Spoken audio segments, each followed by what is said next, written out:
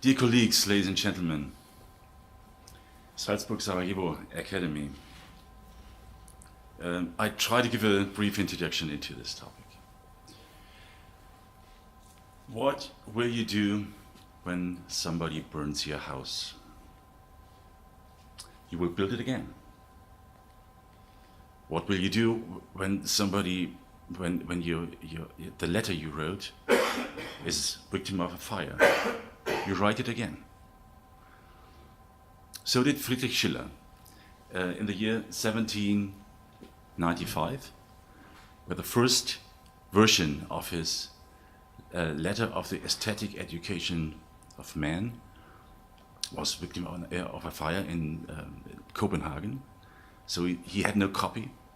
He had to rewrite it. He redid it.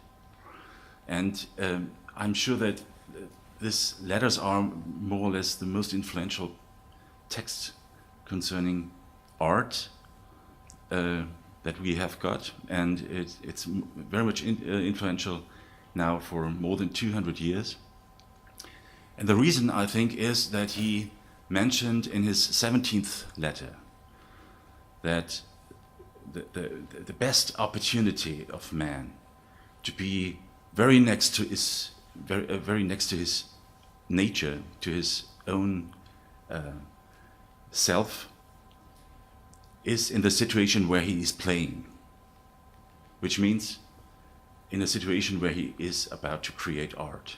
Art was invented by Friedrich Schiller as a medium, not only for people to be by themselves, but within being like very next to the gods that they themselves created.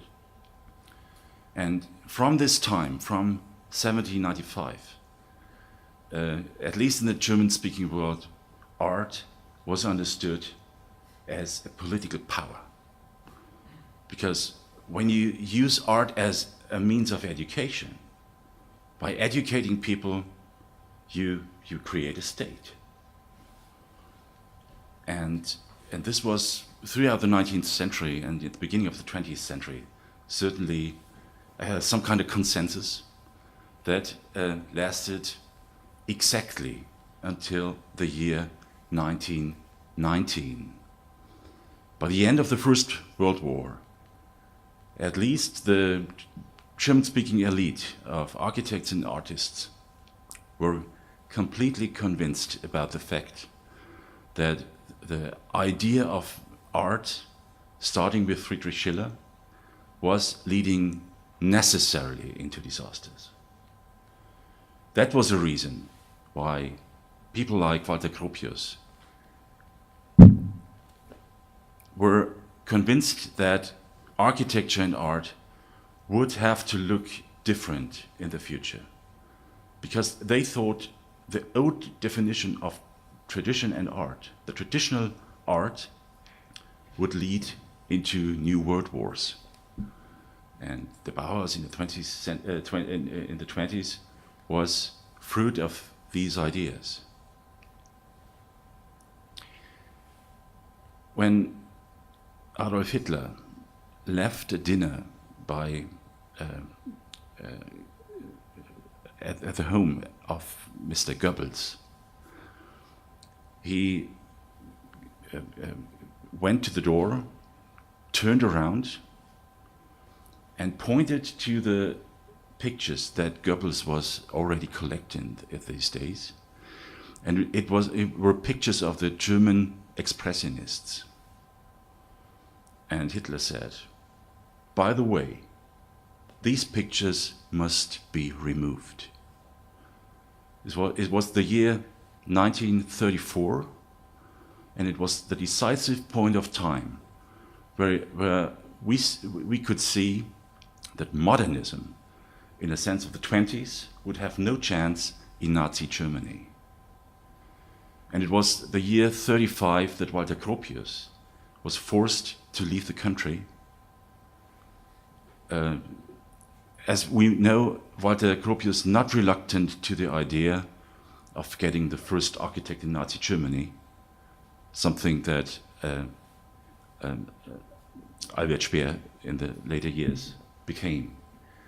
So we see in the figure of Walter Gropius that even modernism is not necessarily free from being included in totalitarian systems. We know that very good today, and we have in that situation not necessarily an alternative to withdraw from tradition, but we have to interpret tradition even today and every time in a new way. So I don't quote him too often, but Joseph Beuys said once, "The silence of Marcel Duchamp is overestimated," which meant that Marcel Duchamp withdrawing from art was not the solution for the problem that art is either educating or a means of convincing people about totalitarian systems. So we have this background perhaps which indicates the difficult dialogue that we have concerning the relationship between art and politics. And it's getting even more difficult being confronted with new theses of perhaps, as far as I can see, the most important living philosopher these days, Heiner Mühlmann, who wrote a book in 2005 where he defined culture as a maximum stress corporation system, which means that culture is, first of all, only the definition between in and out, and culture is a means of organizing people in form of tribal systems. So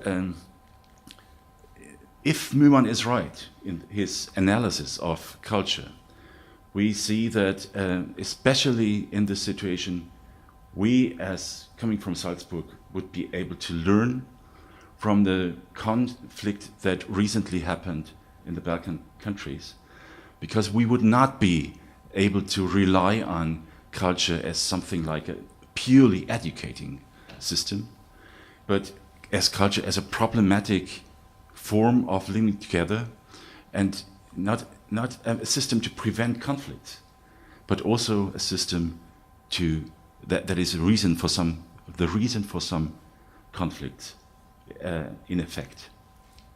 And so when we're talking about what can we learn from each other, I think the Balkan War is for us a means of learning more about our own culture and preventing us from being naive to say, if you let the artists go into politics, it would be a solution. I think that we have a very difficult situation within our cultural relationships, and often was quoted that this is going to be a dialogue. I think dialogue is the only means of getting a solution to conflicts.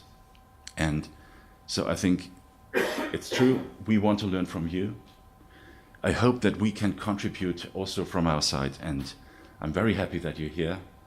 We are looking forward to your speech, and I'm very glad that we have the opportunity to be here together and learn from each other. Thank you very much.